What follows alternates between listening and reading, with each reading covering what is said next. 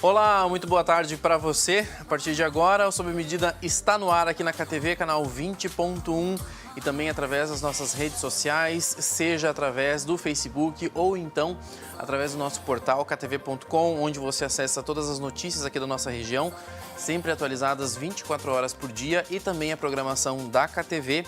Seja bem-vindo aqui ao nosso programa e de onde você estiver nos acompanhando, de casa, do trabalho, do carro. Sim, tem gente que está no carro ali com o celular na mão, vendo sempre o que está acontecendo, acaba passando ali no Facebook e vê a gente também ao vivo. Seja bem-vindo aqui ao nosso programa. Sempre uma satisfação muito grande estar aqui levando para você de casa essas informações tão importantes, né? E quando a gente fala em informações, a gente está falando de coisas que estão relacionadas à sua vida. Você sabe que tantas terapias e tantos terapeutas passam aqui no nosso programa e fazem com que a gente aprenda cada vez mais, né? Tantas pessoas já me mandaram mensagem falando assim: Thiago, como é que é o contato de fulano ou de ciclano, porque talvez ajude a isso ou aquilo. Então eu acho isso muito legal de verdade, né? E hoje mais uma terapeuta estará aqui com a gente, terapeuta holística, para falar sobre humanoterapia. Você já ouviu falar sobre isso?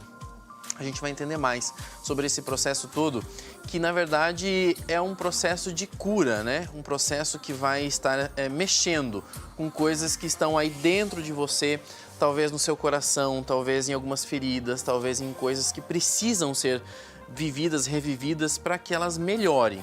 A gente já vai entender mais sobre tudo isso. Também eu vou fazer uma entrevista. Na verdade, eu fiz uma entrevista com o Dr. Randall, lá do Hospital de Olhos, e a gente vai contar para vocês um pouquinho sobre a catarata. Muitas pessoas têm esse problema e aí vamos descobrir se realmente com a idade todo mundo vai ter catarata um dia. Já ele também vai explicar para a gente sobre isso. E outro assunto que nós vamos trazer aqui no programa hoje é sobre a vitamina D. Muita gente ouve falar que é tão necessária a vitamina D no nosso corpo, né? E aí tem que ir para o sol, tem que pegar muito sol para a vitamina D realmente fazer efeito. Mas e aquelas pessoas que consomem comprimidos de vitamina D? Quando ela está em excesso no nosso organismo, o que a gente deve fazer? Que pode acontecer uma intoxicação. Esses assuntos no nosso programa de hoje, quero a sua companhia até o final, até 6 horas da tarde. Fique aqui comigo, temos imagens ao vivo para vocês, aqui de Cascavel, em algumas regiões da cidade. Já choveu bastante, muito forte, inclusive algumas regiões estão sem energia elétrica. Nesse momento, 25 graus por aqui. E com essa imagem, então, ao vivo para vocês, a gente começa o Sob Medida de hoje.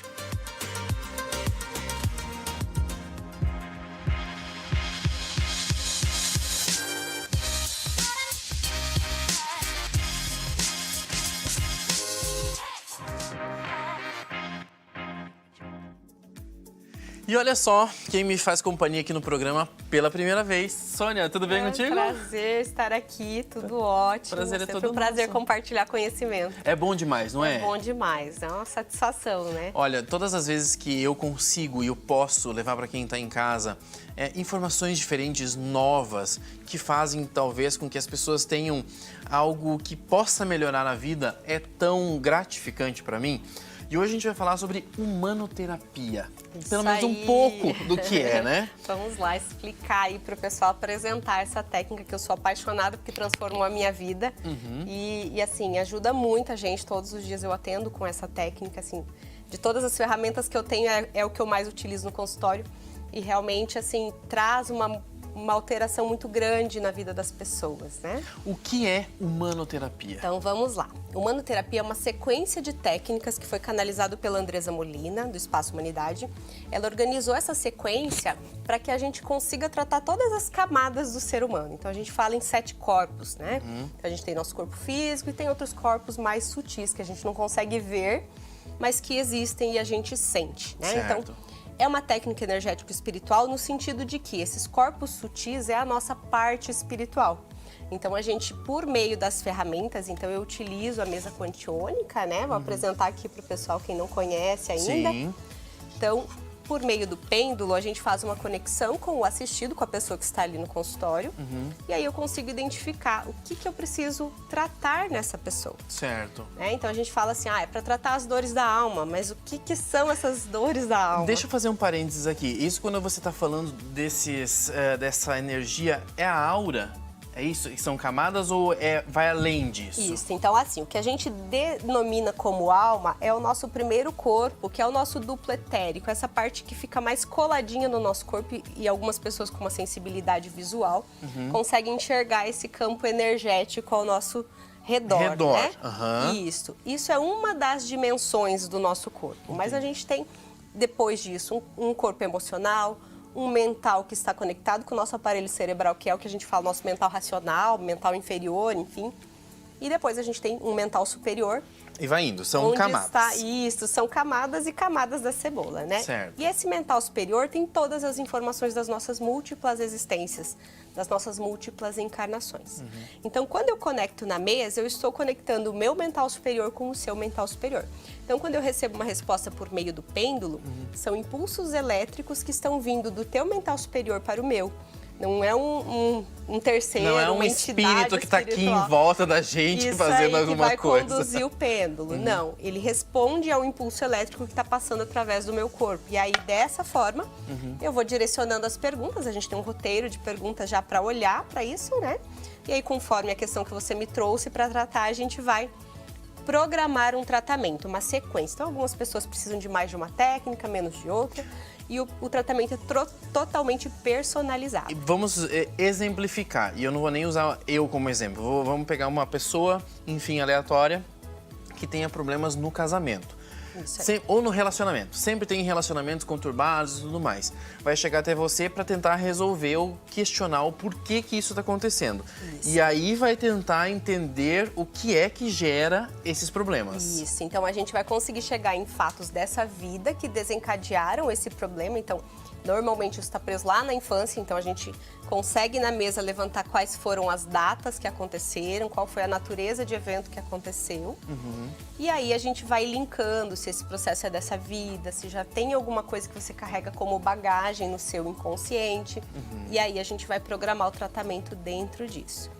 Então, assim, relacionamento é um dos pontos que eu trato bastante. Bastante, né? Às vezes pessoas com dificuldade de ter um parceiro, né? De encontrar ou se relacionar com alguém. Isso, então assim, e aí a gente consegue olhar e a gente vai tratando, né? Semana a semana, via de regra, eu programo o tratamento com uma sessão semanal, sendo que o intervalo previsto é no mínimo 2 e no máximo 21 dias. Então, dentro desse intervalo, a gente precisa passar para a próxima sessão, né? E aí a gente vai olhando, abrindo as casquinhas dessa cebola para tratar realmente a essência do que causou o problema. E aí, a partir de então, a vida começa a fluir de uma forma mais leve. É o que eu falei no início do programa, sobre essa questão das feridas que muitas vezes estão ali e às vezes as pessoas não querem mexer nelas, não querem talvez recordar, relembrar situações. Você falou sobre que muitas vezes está relacionado à infância, o que a pessoa viveu, e às vezes é justamente isso. Ela tem medo de voltar naquilo que a incomoda. Que dói. Que dói. Sim. E muitas vezes é preciso. E muitas vezes, assim, não é nem que eu não quero, eu não consigo, eu não lembro. Aquela pessoa que fala assim, nossa, minha infância foi tranquila, não lembro de nada, não teve nada que marcou. E aí, no consultório, nas técnicas, a gente tem uma parte do tratamento que é uma regressão. Então, as coisas começam a vir, começa a acessar coisas que estão guardadinhas lá. E aí, assim, a condução terapêutica é sempre de uma forma muito amorosa. Então, a gente dá todo o suporte para a pessoa quando ela acessa essa dor. Então, naturalmente, às vezes tem choro, tem dor, enfim. E a gente vai liberar isso. E é muito interessante porque, assim, dói. Quando você começa uma sessão específica, né, que a gente trabalha com o corpo emocional, a pessoa conta a história já assim, o olhinho enchendo d'água, dói demais. E aí a gente faz a técnica de alívio dessa emoção. É porque ela tá querendo resolver esse problema que está incomodando, né? Isso, e aí no final ela fala de novo a mesma história e fala assim, nossa, não tô sentindo mais nada. Porque realmente é algo que tá ali com uma casquinha de ferida cicatrizada por cima, mas tá em sangue lá dentro, né? Então a gente vai limpar isso, liberar, para que realmente ela consiga olhar, ressignificar esse fato que aconteceu e levar isso para a vida de uma forma mais leve. Até porque, né, Sônia, eu tenho a certeza, na verdade, que muitas vezes a pessoa quando procura um terapeuta, que seja até um psicólogo, porque pode ser em alguns casos também, mas quando ela procura um profissional para ajudá-la em algum processo, em alguma resolução de problemas, ela já quer contar aquilo. Só que ela não quer contar para alguém que seja da família, que seja pessoas que estejam relacionadas àquilo tudo. Quando ela começa a colocar para fora, muitas vezes, já é o primeiro passo para a resolução de muita coisa. Já traz um imenso alívio, com toda certeza. Mas é interessante que a maioria das pessoas não sabe o porquê. Então, assim, vem lá, não consigo ter um relacionamento, eu não sei porquê, já faz tantos anos lá que eu não me relaciono com ninguém e tal. Eu tive um caso muito emblemático, que assim, na última sessão a gente faz uma abertura de baralho, né, que é a mesa real, um baralho cigano, onde a gente, assim, não tem uma função de previsão de futuro, né? É mais um fechamento da energia ali, a gente está trabalhando os campos da vida com aquele baralho. E aí, eu identifiquei a presença de uma energia masculina no campo dela ali, e aí ela assim, eu não ia te contar, mas estou conhecendo uma pessoa e tal. Era a última sessão do bloco que ela estava tratando o relacionamento. Sim. E aí, de fato, essa pessoa está namorando com esse menino que estava ali no campo, né? Então, assim, é muito lindo ver as pessoas... E quando ela veio, tipo, assim, não namoro porque nem tô interessada, nem quero e tal. Mas aquilo dói, aquilo machuca, ainda que eu crie justificativas, né? Pra dizer, não, tá tudo bem, eu sou assim mesmo, eu sou fechada. Mas tem uma dor por trás, né? E quando a gente resolve a dor, às vezes outras coisas vão se resolvendo. Porque, assim... Eu não consigo ter relacionamento muitas vezes porque lá no passado eu perdi a sensação de valor. Eu não sinto que eu tenho valor para ter alguém do meu lado. E aí esse valor se reflete também no meu financeiro, embora eu não admita. Mas quando eu começo a resolver esse bloco de valor, tudo começa a fluir. A gente coloca as pecinhas no lugar, né? Sim. E aí fica mais fácil, tudo vai. É aquele se jogo de encaixando. varetas que todo mundo conhece. Quando você tira uma, de repente ela despenca tudo. Mas às vezes é preciso que todas elas se despenquem para se organizar tudo de novo na sequência. Pra colocar tudo em ordem, exatamente, é isso aí. E aí, assim, né, tem casos de depressão, ansiedade, síndrome do pânico, tudo são dores da alma. E aí, às vezes, a pessoa acha assim, não, é porque minha vida é muito estressada, mas no fundo ela criou essa vida estressada para fugir de alguma outra coisa, que ela não tá conseguindo olhar sozinha. Então, a gente consegue chegar nesses pontos, tratar isso, ter mais leveza nos processos, ter um relacionamento melhor com a família, às vezes, né, Sim. que não tá fluindo. Então, assim, é realmente transformadora. Você estava contando agora sobre essa questão do baralho, usa a mesa radiônica, né, que as pessoas chamam, né? E aí tem gente que vai falar assim, tá, mas isso está relacionado então com a espiritualidade. Eu acho que sim, mas energeticamente a gente está falando também de energia, de sentimentos, de, como eu falei antes, de aura também. Tudo isso está ligado. Tem gente que vai falar assim, não acredito nisso. Tá tudo certo. Tá tudo bem você não acreditar. Mas quem acredita, deixa essas pessoas que acreditam viver essa vida, essa realidade, porque sabem que para elas vai ter um significado muito importante. E eu acho que é isso que é muito mais interessante. As técnicas estão disponíveis, as terapeutas estão disponíveis. Se você acreditar nisso, tem um valor e talvez uma emoção muito mais assertiva na hora da resolução de todos os problemas, não é? Assim, independente da crença, algumas pessoas vão céticas e ainda Claro. assim colhem resultados. Então, Ótimo. não necessariamente precisa acreditar em tudo que está acontecendo ali. Mas, assim, quando a gente fala de espiritualidade, existe muita crença e muito medo, né? Que é colocado até pela questão religiosa. A gente não trabalha com vínculo religioso algum. Mas o fato é que a gente enxerga esse conglomerado humano como um ser espiritual. Então, da mesma forma, existem seres espirituais que não têm o corpo físico, são tão espirituais quanto a gente. Então, no consultório eu explico como eu vejo essa relação, né? Mas o fato é que muitas vezes a questão que atrapalha a vida da pessoa é uma mediunidade reprimida. Então eu tenho uma sensibilidade, eu sinto as coisas, e aí eu sinto a dor de todo mundo, e eu tô depressiva porque eu sou essa esponja que chega num lugar e absorve tudo. E eu não consigo controlar isso, eu não consigo lidar com isso. Então isso também a gente ensina em consultório. Como você se proteger, como você fechar o campo, como você se harmonizar, ainda que não tenha uma mesa para fazer harmonização todos os dias. Mas por quê? Porque aí você começa a entender como mediar essa energia que a gente acessa, às vezes sem querer. E aí, algumas pessoas têm como propósito de vida usar essa energia, mas como eu tenho medo, eu me fecho para isso. E aí eu não permito, né, que... Eu não me permito, só que aí eu fico sentindo o campo das outras pessoas, eu sinto a angústia das outras pessoas. E isso vai me trazendo um quadro, às vezes, de depressão, às vezes de pânico, às vezes aproxima alguém e eu fico apavorado, não sei nem porquê. Eu tô sentindo, eu tô percebendo alguma coisa que o meu cérebro racional ainda não compreende, mas tá aqui, né? Então, isso é importante a gente amadurecer nesse processo espiritual no sentido de compreender e aprender a lidar com isso, aprender a trazer um equilíbrio para o próprio campo, né? Deixa eu te perguntar, uma curiosidade, né, com relação a toda da mesa, enfim, mas eu acho que toda a técnica num sentido geral quando a criança, vamos imaginar que uma criança não dorme direito, tem problemas recorrentes de saúde e tudo mais, e eu tô dizendo crianças, pode ser pequenininha, pode ser um pouquinho maiorzinhas, enfim, é possível também tratá-las? É possível tratar. A criança, assim, se ela for bebezinho, a mãe pode autorizar.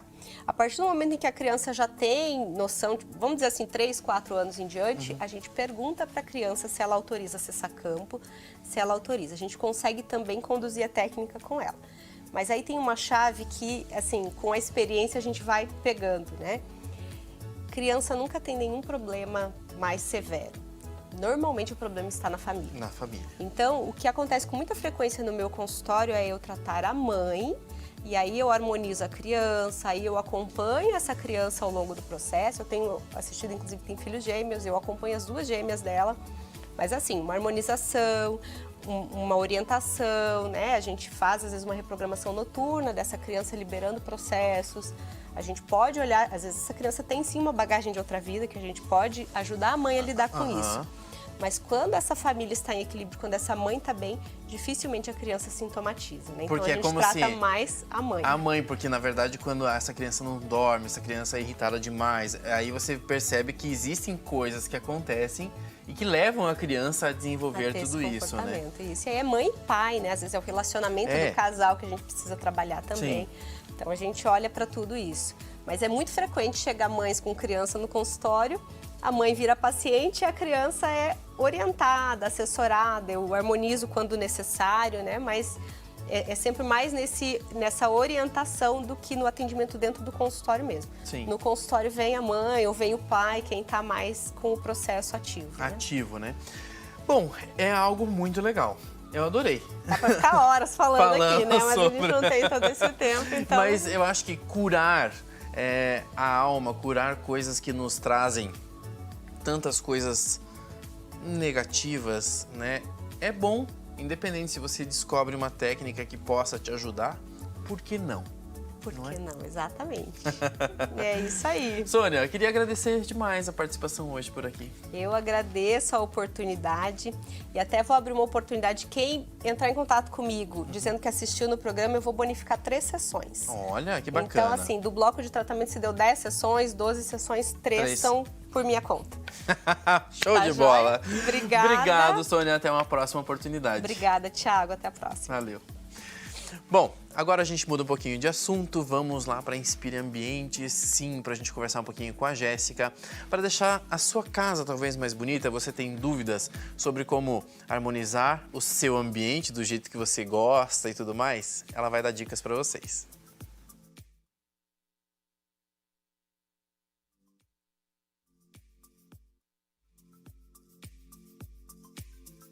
Tivemos um pequeno problema aqui. Vamos ver se a gente vai conseguir colocar de volta lá.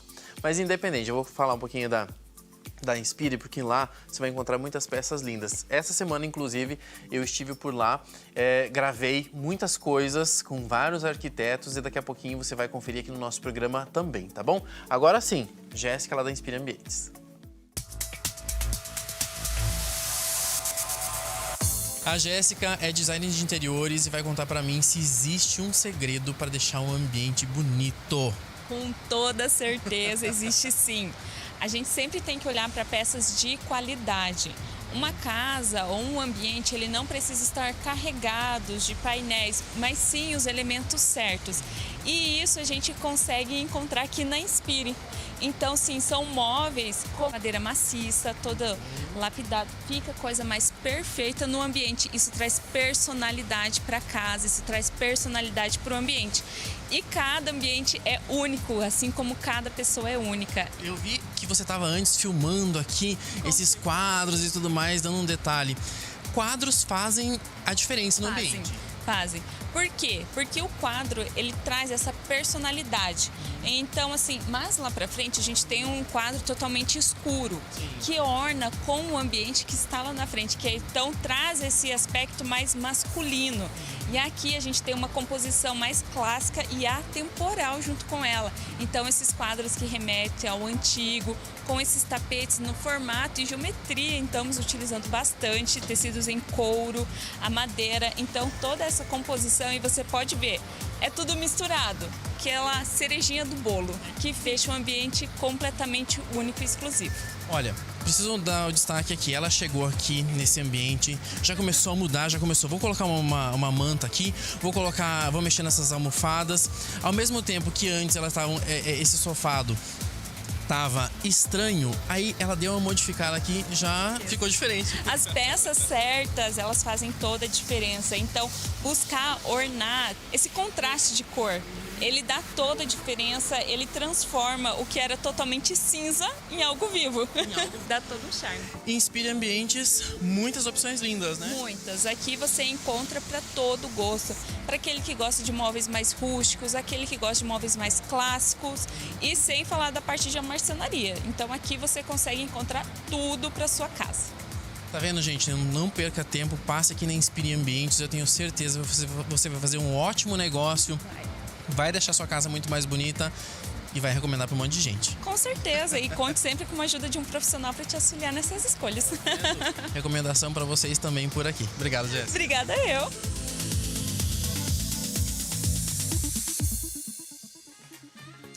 Agora a gente vai falar um pouquinho sobre saúde, né? Quando a gente fala sobre catarata, muitas pessoas ainda ficam se perguntando, né?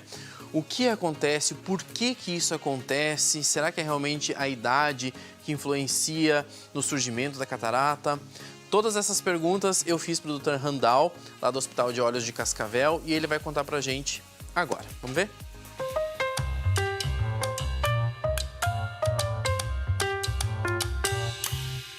E olha só, eu estou aqui no Hospital de Olhos de Cascavel. Quem me faz companhia, Dr. Randall. Tudo bem contigo, doutor? Opa, graças a Deus. E você, Tiago? Tudo jóia também. Doutor, hoje a gente vai falar um pouquinho sobre catarata. Vou dizer para você uma coisa. A minha lembrança de catarata é quando a minha avó fez uma cirurgia de catarata há 30 anos atrás. E aí eu ajudava a cuidar dela e tudo mais. A primeira coisa que a gente vem na cabeça é que a catarata é uma doença que atinge pessoas com mais idade. É isso mesmo? Bem, Tiago, em parte sim. Eu diria para você que catarata não é propriamente uma doença, né? Catarata, eu digo para os meus clientes, é como o cabelo branco. Vai acontecer. Vem com a idade, né? Então, é uma condição, na maioria dos casos, ligado à idade. Certo. Né? Existem outras causas de catarata além da idade, né? E eu posso citar para você que como as causas principais hoje da catarata, bom, primeiro a idade e a hereditariedade, né? Também. Então tem famílias que têm catarata um pouco mais tarde, tem famílias que têm catarata um pouco mais cedo, né? Algumas doenças podem estar também inseridas para que a catarata seja mais rápida ao acontecer no paciente? Isso mesmo. Então, por exemplo, o diabetes. Pessoa que tem o diabetes e não controla o diabetes. Certo. Né? Pessoas que têm algumas doenças autoimunes, como o lúpus, por exemplo. Altas miopias, pessoa que tem alta miopia. Pessoas que se expõem muito ao sol e não usa a proteção adequada, por exemplo, um pescador, né? Ou pessoas que ficam muito no sol, que trabalham no sol. Agricultores aqui na nossa região também, né? Isso mesmo. O fumo, cigarro, que causam estresse oxidativo, né? Se a pessoa usar colírios indevidamente, né? Por exemplo, A gente vai na farmácia, compra e sai usando. Isso. Por exemplo, eu tenho cliente que usou agora com o Covid, que teve que usar corticoide por muito tempo. Isso acelera. Acelera, desenvolve uma catarata mais cedo. Eu digo, mas qual a causa dessa catarata? Você usou corticoide? Eu usei, agora tive que usar por um bom tempo. Por isso. Aí, doutora, uma coisa que às vezes as pessoas não se dão conta também, e de que a catarata, ela faz com que as pessoas fiquem incomodadas com alguma situação. Mas quem tem catarata sente dor ou ela vai sentindo o embaçamento, vai perdendo a visão? Qual que é o principal sintoma que a pessoa sente? Isso. A pessoa, ela percebe uma mudança na cor, ela está dirigindo, ela começa a perceber a mudança dos reflexos, né? A minha visão está embaçada. Estou enxergando menos desse olho. Aí dá uma coçadinha e tal, mas continua. Ele não percebe. Às vezes ele percebe quando vai fazer o exame para carteira de motorista. Aí chega lá e ele não passa. É um dos motivos. Aí vem para não estou enxergando bem. Aí você detecta a catarata. Né? Vamos explicar para as pessoas o que é catarata, doutor Randall? Eu vou explicar aqui no olho esquemático para a gente entender melhor. Então, o olho é uma bola. Certo. Dentro do olho existe o cristalino. O cristalino, ele fica localizado atrás da íris, que dá a cor do olho. Certo. Então, é uma lente completamente transparente que fica localizado nessa porção aqui, logo atrás da íris. Que é esse aqui. Que é isso aqui. Ele é transparente, olha, ele é totalmente transparente. Ok. E quando a gente nasce, esse cristalino ele é bem mole, ele é elástico, ele trabalha... Maleável. Isso, trabalha fácil. Com a idade, ele vai endurecendo, ele vai perdendo a elasticidade. E chega um ponto da vida que ele começa a perder a transparência. Aí ele fica opaco. Aí a luz... Ele perde a transparência. Perde a transparência.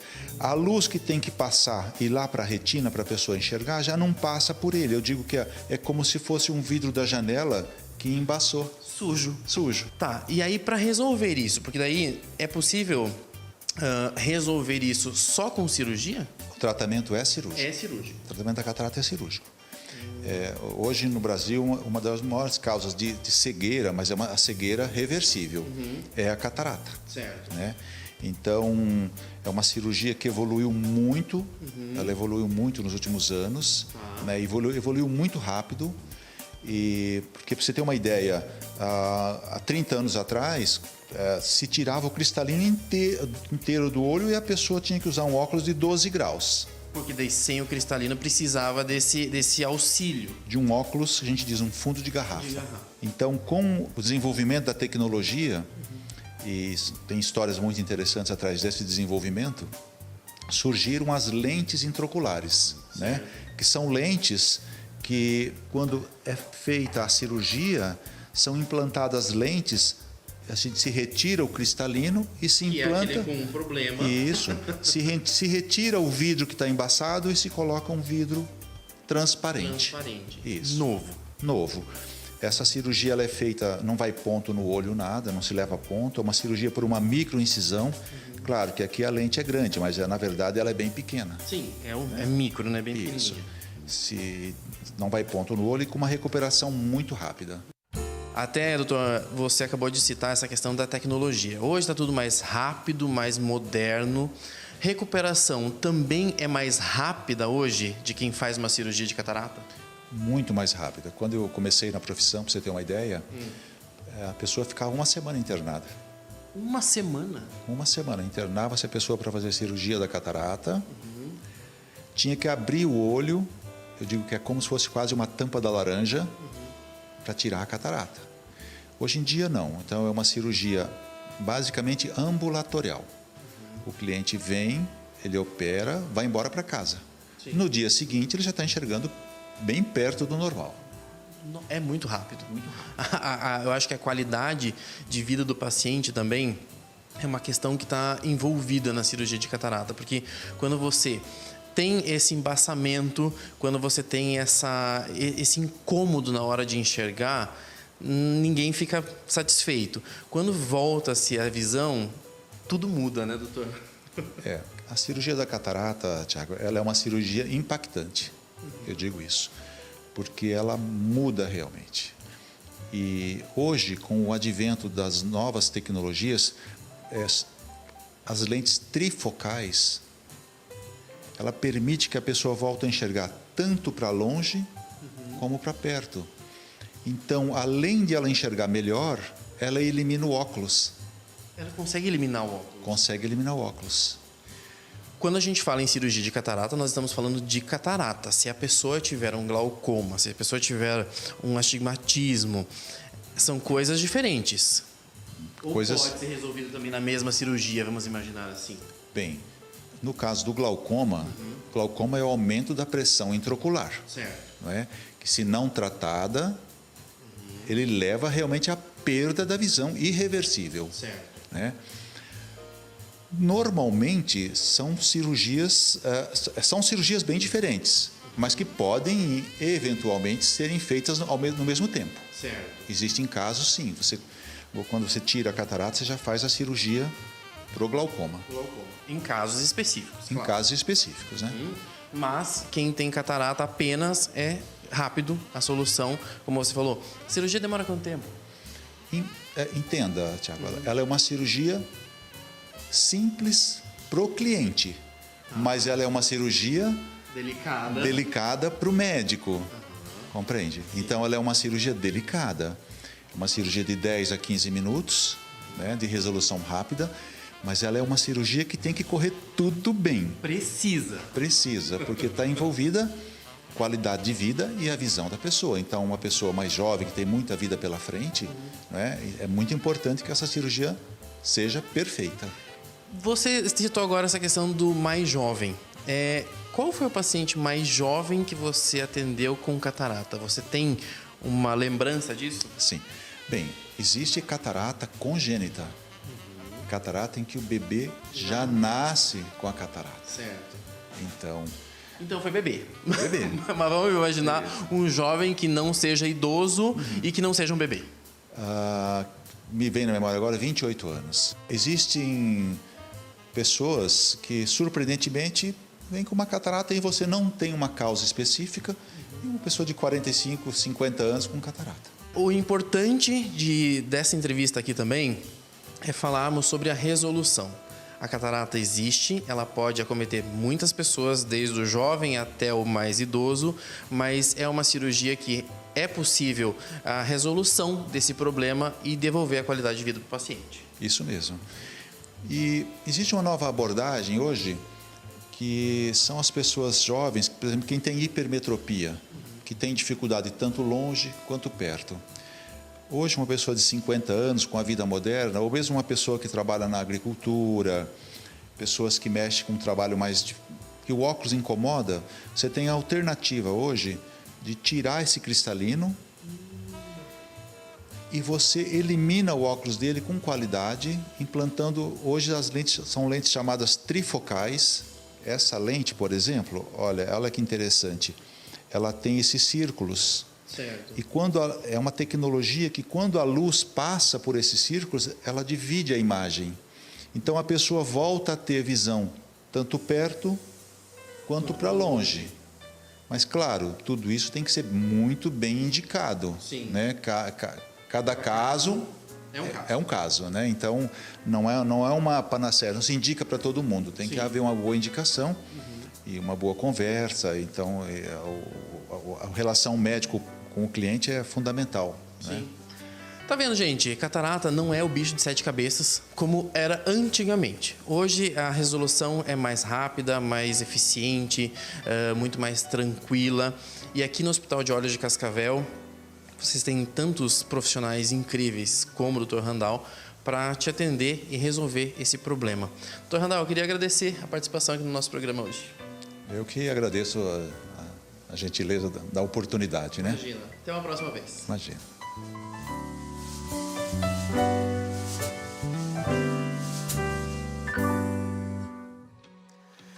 E olha só, a gente vai fazer um rápido intervalo aqui no programa. Daqui a pouquinho estamos de volta para falar sobre vitamina D. Você já ouviu falar sobre isso, né? Você vai para o sol demais, pega muito sol, mas será que isso tem realmente relação com a vitamina D? Já já a gente vai descobrir. Então não saia daí, já já eu tô de volta, imagens ao vivo para vocês. Toledo nesse momento, pelo que eu tô vendo na imagem, tá chovendo. É isso mesmo, gente? Também estão tendo essa visão, né? 25 graus aqui, então, na nossa região, em Toledo especificamente. Já já eu tô de volta.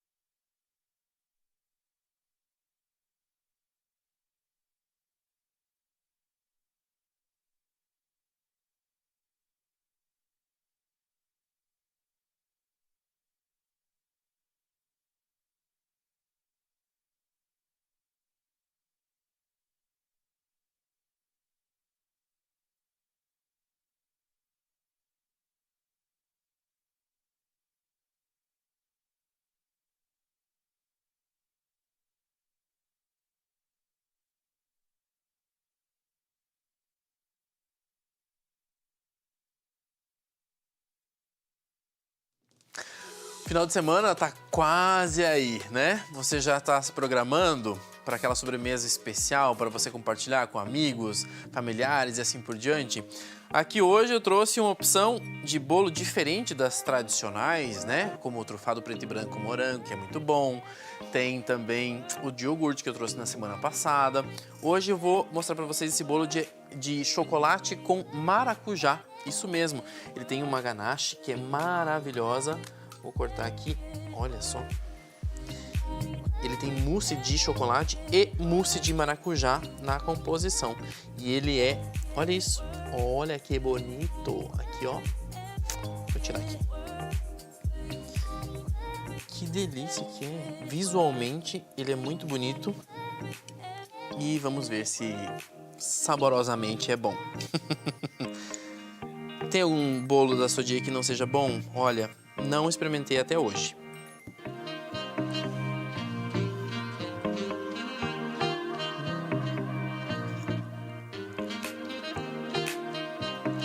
É muito bom. Vou continuar comendo.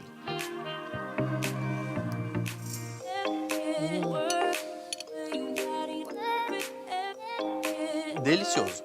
Muito bom mesmo. Passe no seu dia e experimente você também. Peça, talvez, para você sair daquele tradicional, como eu falei agora, e surpreenda na sua festa, na reunião de amigos, tá bom? Chocolate com morango, número 11, lá na Sodier. E olha, já vou deixar para você essa lembrança, tá? Tem que se programar para garantir o ovo de colher, o ovo de Páscoa aí para a próxima semana, tá certo? Então, confira aí um pouquinho para te deixar com água na boca e você correr para o seu dia.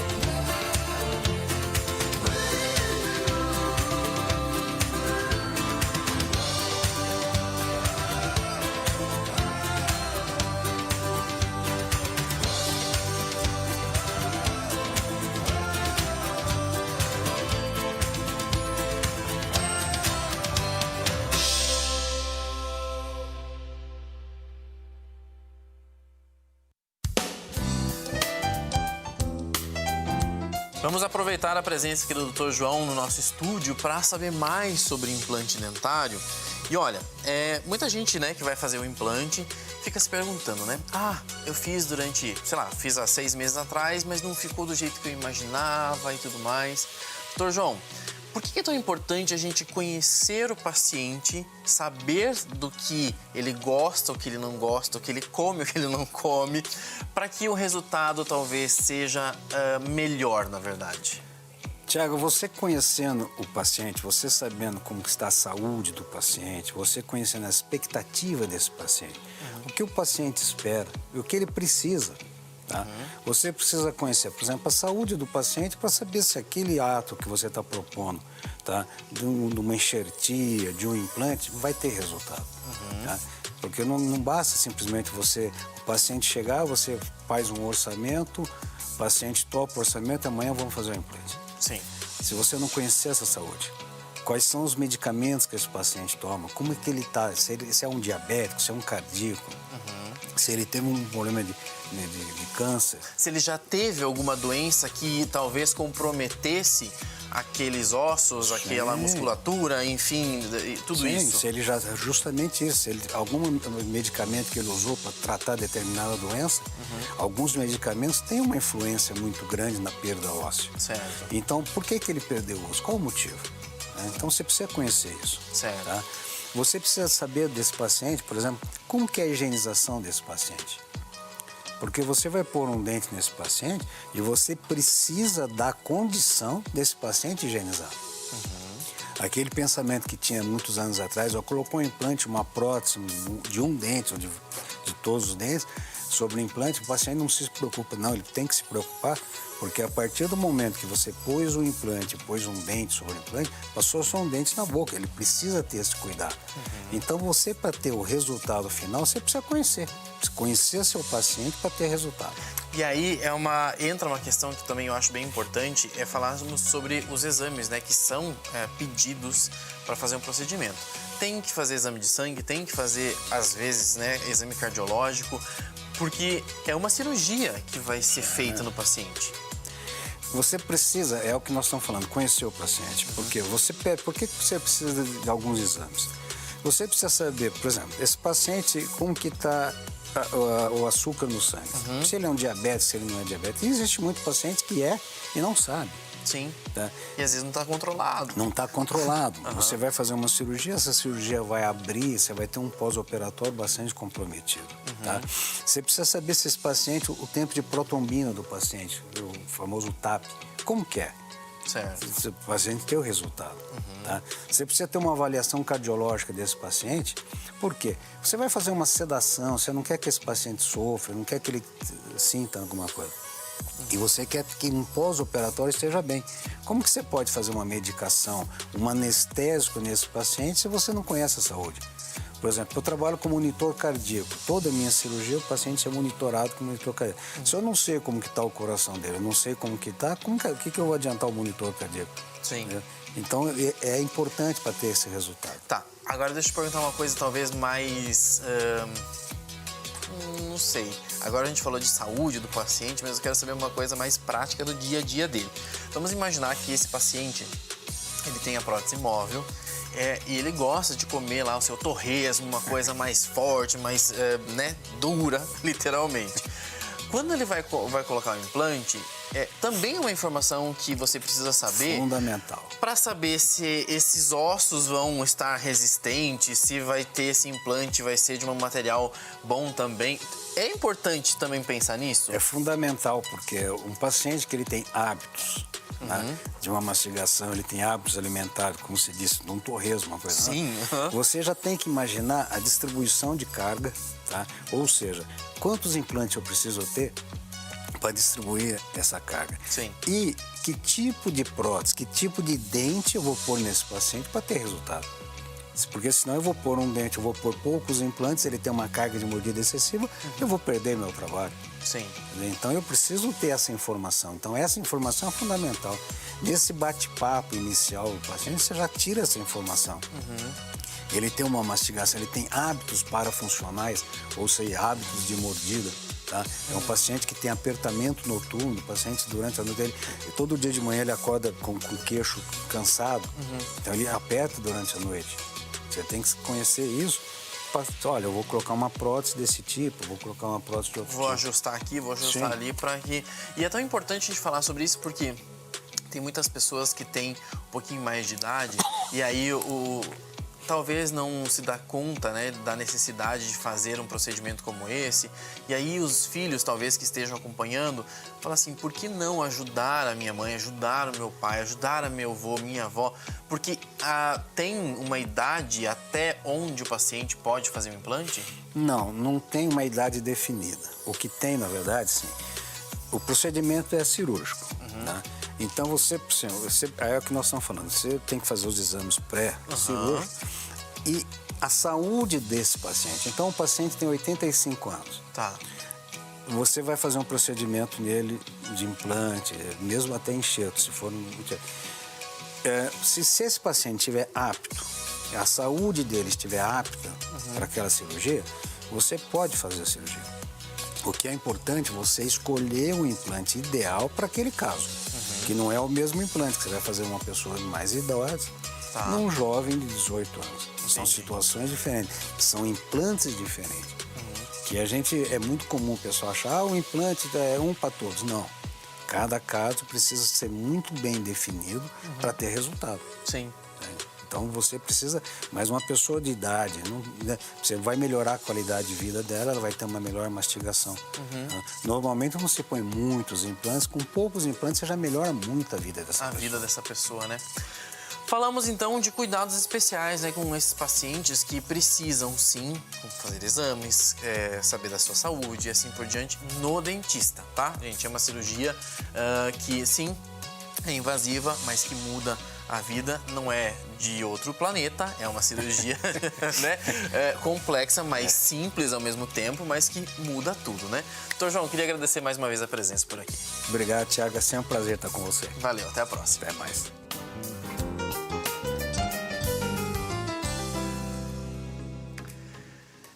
E agora eu recebo aqui no nosso programa Dr. Lucas. Tudo bem contigo? Tudo bem, Thiago. Obrigado pelo convite. Imagina, seja bem-vindo aqui ao nosso programa para falar sobre vitamina D. Como eu falei já ao longo do programa, tenho certeza que muita gente já ouviu falar sobre isso, né? Que eu tenho que ir para o sol, pegar muito sol para produzir vitamina D. Isso é uma realidade. Isso é uma realidade, Thiago. A vitamina D é uma substância produzida majoritariamente pelo nosso corpo. Uma pequena porção da nossa vitamina D vem dos alimentos, principalmente peixes, frutos do mar, mas é uma quantidade pequena. A maior parte da vitamina D é produzida a partir da influência da luz solar sobre a nossa pele. E é interessante que ela é produzida a partir do colesterol. Então, o colesterol que está circulando ali no nosso organismo é utilizado pela pele e, através da influência da luz solar, é transformado em vitamina D, que vai exercer suas ações hormonais ali no nosso organismo. E é isso que eu ia te perguntar, o porquê? Por que é tão importante a vitamina D no organismo? Acho que para a gente entender isso, é importante entender o que ela faz de principal no nosso corpo. A vitamina D tem uma ação principal no nosso corpo, que é aumentar a a absorção de cálcio, principalmente vindo do intestino, cálcio e fósforo. E o cálcio e o fósforo são os principais formadores dos nossos ossos, são os principais componentes formadores dos ossos. Então, isso significa que a função primária da vitamina D é permitir que a nossa estrutura óssea se mantenha íntegra, se mantenha estável. E é isso, inclusive, que acaba tendo a nossa preocupação com a sua deficiência. E aí eu entendo, nesse caso, por que as pessoas falam tanto que bebês precisam pegar um pouco de sol, pelo menos, porque está nessa fase justamente de desenvolvimento. Perfeito. Assim, a gente sabe que o nosso desenvolvimento ósseo acontece desde a nossa infância até mais ou menos os 25 anos de idade, que é o momento em que a gente atinge o pico de massa óssea, e é a partir desse momento que a gente começa uma decadência, entre aspas, e a gente vai tendo uma queda de massa óssea. Então, a exposição solar, uma boa ingestão de alimentos lácteos, que são as fontes de cálcio e fósforo, tudo isso vai propiciar com que a pessoa tenha uma massa óssea saudável na vida adulta e, com isso, na velhice, consiga manter uma massa óssea saudável também. Mas aí existe uma outra questão que envolve isso aqui, ó, que são essas vitaminas que são compradas em farmácia. É vitamina D. Vou comprar e vou tomar uma por dia, uma por dia, uma por dia. Existe essa tal de intoxicação por vitamina D. Por que isso pode acontecer? Então, assim, explicando por que a intoxicação acontece. Então, a intoxicação, a gente também chama de hipervitaminose D. A hipervitaminose D, as consequências dela são principalmente decorrentes justamente do excesso de cálcio no sangue por causa do excesso de absorção de cálcio. Então, como eu comentei antes, se a vitamina D vai até o intestino absorver cálcio e também consegue tirar um pouquinho de cálcio do osso, um pouquinho de cálcio do rim, quando você tem um excesso de vitamina D, você acaba tendo como consequência o excesso de cálcio no sangue. Por que isso é um problema?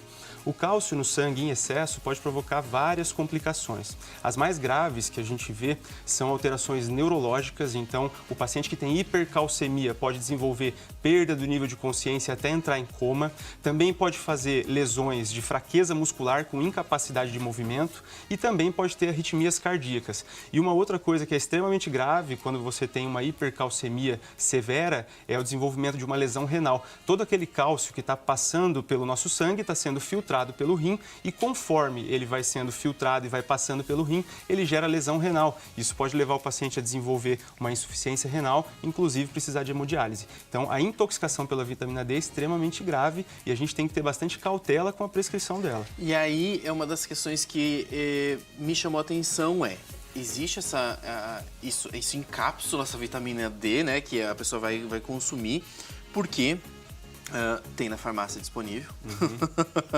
Mas outra coisa, pode acontecer pacientes que não necessariamente tomam a vitamina D e o próprio corpo produza demais? Existem algumas doenças neoplásicas, alguns tipos de câncer que podem produzir principalmente a forma ativa da vitamina D. Então, a vitamina D, ela passa por processos de ativação no nosso corpo. Ela é produzida na pele, aí ela passa pelo fígado para passar por uma primeira etapa de ativação e depois ela passa no rim e passando pela segunda etapa de ativação. Quando ela é ativada, na última fase dela, a gente chama ela de calcitriol. Esse calcitriol é a forma ativa da vitamina D. E alguns tipos de câncer, principalmente cânceres de pulmão, alguns cânceres de pâncreas, podem, por atividade hormonal, produzir um excesso dessa vitamina D sem que haja nenhum outro estímulo, é só pela ação do câncer. Mas isso é uma situação bem rara, certo? Então, a intoxicação, geralmente pela vitamina D mesmo, acontece geralmente por excesso de uso. Por uso inadequado. Inadequado. Né? E aí, às vezes as pessoas vão se perguntar, tá, mas o meu médico receitou a vitamina D. Eu corro algum risco de ter intoxicação? Vai de caso a caso. Perfeito. A gente sabe que existem doses adequadas e doses inadequadas para o uso da vitamina D. Ao mesmo tempo que a gente sabe que existem pessoas que precisam fazer essa reposição e pessoas que não precisam. Então, quem que a literatura médica, a literatura científica definiu que recebe benefício de fazer reposição de vitamina D. São aquelas pessoas que, quando estão em deficiência, aumentam a chance de ter doenças ósseas. Quem são essas pessoas? Primeiro, aquelas pessoas que vivem em locais muito frios e, portanto, estão sempre com o corpo muito coberto, Sim. com pouca exposição solar. Idosos que têm uma pele mais frágil, com menos produção de vitamina D. Pessoas com a pele mais escura também absorvem menos radiação ultravioleta e produzem menos vitamina D. Pessoas que já têm algum problema intestinal, já fizeram uma cirurgia bariátrica que absorve menos vitamina D, doença celíaca, entre outras. E, além disso, algumas pessoas que estão sob risco de osteoporose. Então, mulheres após a menopausa, pessoas muito idosas, acima de 70 anos. Nós temos também as pessoas que já têm histórico familiar de fratura, usuários crônicos de corticoide, ou seja, são grupos de pessoas que têm uma predisposição tanto à deficiência de vitamina D quanto à osteoporose e fraturas ósseas. Para esse grupo de pessoas, vale a pena a gente fazer a reposição.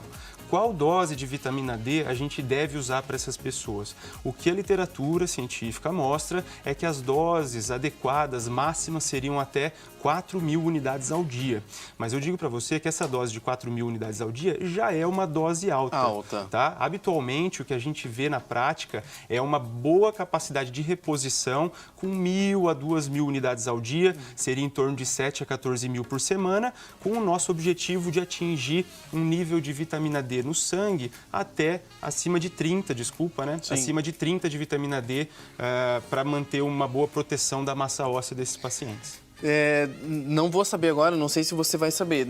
Eu posso comprar na farmácia. Sem prescrição sem médica, prescrição médica. Uhum. Mas aí, por exemplo, no vidrinho, vamos imaginar essa cápsulazinha aí. Seria uma por dia, já é demais? Ou tem gente que toma 2? É que depende da dosagem. A gente tem formulações de vitamina D com diferentes doses. Então, você tem vitamina D com 500 unidades, com 1.000 unidades, com 2.000 unidades, com 7.000. A gente tem até vitamina D com dosagem de 50.000 unidades. Sim. E quem que vai receber essa vitamina D? Quem que vai precisar dessas doses maiores? Geralmente aquelas pessoas que têm algum distúrbio da absorção. Pessoas saudáveis que não têm doenças intestinais geralmente vão ter uma boa resposta com uma dosagem mais baixa, de 1.000 a 2.000. Então, no frasquinho, vem a dosagem lá. Essa vitamina D tem 2.000 unidades. Esse paciente provavelmente vai tomar um comprimido por dia. E isso geralmente vai ser uma dose adequada. A gente fica muito preocupado quando a gente recebe pacientes que estão usando doses muito altas, às vezes até 10.000 unidades ao dia, por exemplo, e principalmente quando a gente faz a dosagem dessa vitamina D no sangue desse paciente e vê um nível acima de 60. Então, níveis entre 30 e 60 são níveis adequados de vitamina D. Acima de 60 começa a aparecer a nossa preocupação, porque a partir dali o paciente está sob risco de desenvolver aquela hipercalcemia e suas consequências, como eu te falei. Tá.